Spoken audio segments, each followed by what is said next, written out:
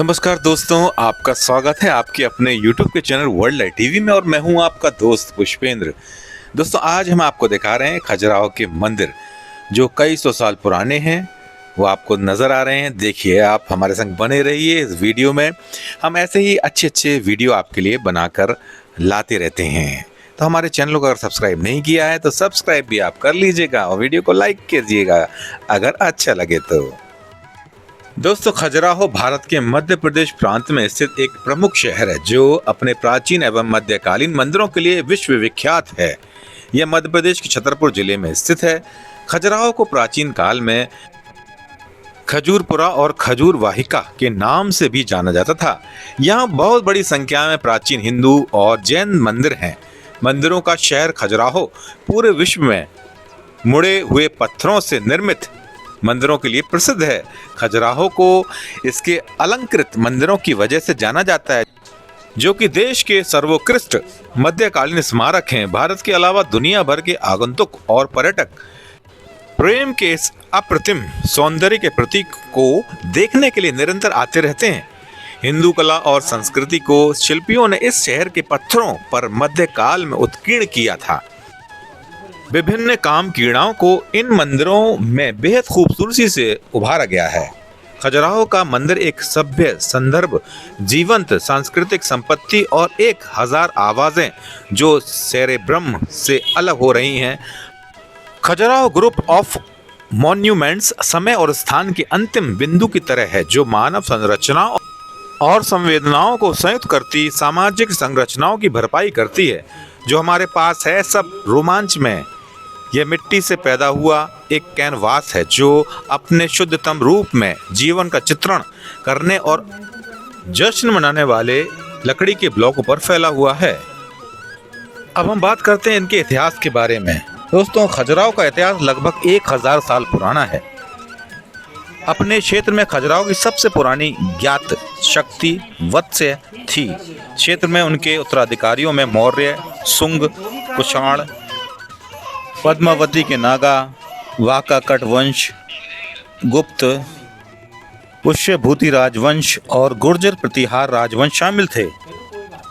दोस्तों, ये विशेष रूप से गुप्त काल के दौरान था कि इस क्षेत्र में वास्तुकला और कला का विकास शुरू हुआ। हालांकि उनके उत्तराधिकारियों ने कलात्मक परंपरा जारी रखी। यह शहर चंदेल साम्राज्य की प्रथम राजधानी था। चंदेल वंश और खजुराहो के संस्थापक चंद्रवर्मन थे। चंद्रवर्मन मध्यकाल में बुंदेलखंड में शासन करने वाले राजपूत राजा थे। वे अपने आप को चंद्रवंशी मानते थे। चंदेल राजाओं ने 10वीं से 12वीं शताब्दी तक मध्य भारत में शासन किया। खजुराहो के मंदिरों का निर्माण 950 ईस्वी से 1050 ईस्वी के बीच इन्हीं चंदेल राजाओं के द्वारा किया गया। मंदिरों के निर्माण के बाद चंदेलों ने अपनी राजधानी महोबा स्थानांतरित कर दी, लेकिन इसके बाद भी खजुराहो का महत्व बना रहा। मध्यकाल के दरबारी कवि चंद बरदाई ने पृथ्वीराज रासो के महोबा खंड के चंदेल की उत्पत्ति का वर्णन किया है। उन्होंने लिखा है कि काशी के राज पंडित की पुत्री हेमवती अपूर्व सौंदर्य की स्वामिनी थी। एक दिन वह गर्मियों की रात में कमल पुष्पों से भरे हुए तालाब में स्नान कर रही थी। उसकी सुंदरता देखकर भगवान चंद्र उन पर मोहित हो गए। वे मानव रूप धारण करके धरती पर आ गए और हेमवती का हरण कर लिया। दुर्भाग्य से हेमवती विधवा थी। वे एक बच्चे की मां थी। उन्होंने चंद्रदेव पर अपना जीवन नष्ट करने और चरित्र हरण का आरोप लगाया। अपनी गलती के पश्चाताप के लिए चंद्रदेव ने हेमवती को वचन दिया कि वे एक वीर पुत्र की मां बनेगी। चंद्रदेव ने कहा कि वह अपने पुत्र को खजूरपुरा ले जाए। उन्होंने कहा कि वह एक महान राजा बनेगा। राजा बनने पर वह बाग और झीलों से घिरे हुए अनेक मंदिरों का निर्माण करवाएगा। चंद्रदेव ने हेमवती से कहा कि राजा बनने पर तुम्हारा पुत्र एक विशाल यज्ञ का आयोजन करेगा जिससे तुम्हारे सारे पाप धुल जाएंगे। चंद्र के निर्देशों का पालन कर हेमवती ने पुत्र को जन्म देने के लिए अपना घर छोड़ दिया और एक छोटे से गांव में पुत्र को जन्म दिया। हेमवती का पुत्र चंद्रवर्मन अपने पिता के समान तेजस्वी, बहादुर और शक्तिशाली था। 16 साल की उम्र में वह बिना हथियार के शेर या बाघ को मार सकता था। पुत्र की असाधारण वीरता को देखकर हेमवती ने चंद्रदेव की आराधना की, जिन्होंने चंद्रवर्मन को पारस पत्थर भेंट किया और उसे खजुराहो का राजा बनाया। पारस पत्थर से लोहे को सोने में बदला जा सकता था। चंद्रवर्मन ने लगातार कई युद्धों में शानदार विजय प्राप्त की। उसने कालिंजर का विशाल किला बनवाया।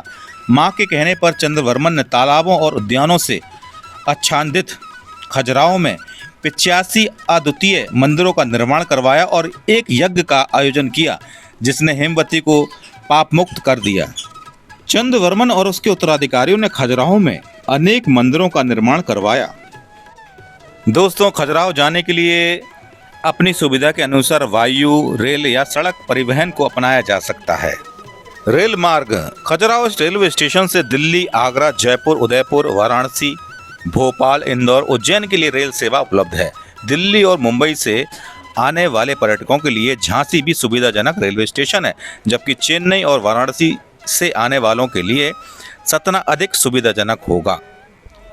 नज़दीकी और सुविधाजनक रेलवे स्टेशन से टैक्सी या बस के माध्यम से खजुराहो पहुंचा जा सकता है। सड़कों की स्थिति बहुत अच्छी है। सड़क मार्ग से खजुराहो, महोबा, हरपालपुर, छतरपुर, सतना, पन्ना, झांसी, आगरा, ग्वालियर, सागर, जबलपुर, इंदौर, भोपाल, वाराणसी और इलाहाबाद से नियमित और सीधा जुड़ा हुआ है। दिल्ली के राष्ट्रीय राजमार्ग 2 से पलवल, कौशिकला और मथुरा होते हुए आगरा पहुंचा जा सकता है। राष्ट्रीय राजमार्ग 3 से धौलपुर और मुरैना के रास्ते से ग्वालियर जाया जा सकता है। उसके बाद राष्ट्रीय राजमार्ग 75 से झांसी, मऊरानीपुर और छतरपुर से होते हुए बमीठा और वहां से राजमार्ग की सड़क से खजुराहो पहुंचा जा सकता है। दोस्तों, वायु मार्ग: खजुराहो वायु मार्ग द्वारा दिल्ली, वाराणसी, आगरा और काठमांडू से जुड़ा हुआ है। खजुराहो एयरपोर्ट शहर से 3 किलोमीटर दूर है, तो आप यहां पर हवाई जहाज से भी आ जा सकते हैं। दोस्तों, अगर वीडियो अच्छा लगा हो तो इसको लाइक आप ज़रूर कर दीजिएगा। साथ ही अगर आपको और ऐसे वीडियो देखना है तो हमारे चैनल वर्ल्ड लाइट टीवी को सब्सक्राइब ज़रूर कर लीजिएगा, अगर आपने अभी तक सब्सक्राइब नहीं किया है तो चलिए मिलते हैं एक अगले वीडियो में। तब तक के लिए जाने की इजाज़त दीजिए अपने दोस्त पुष्पेंद्र पॉल को। नमस्कार।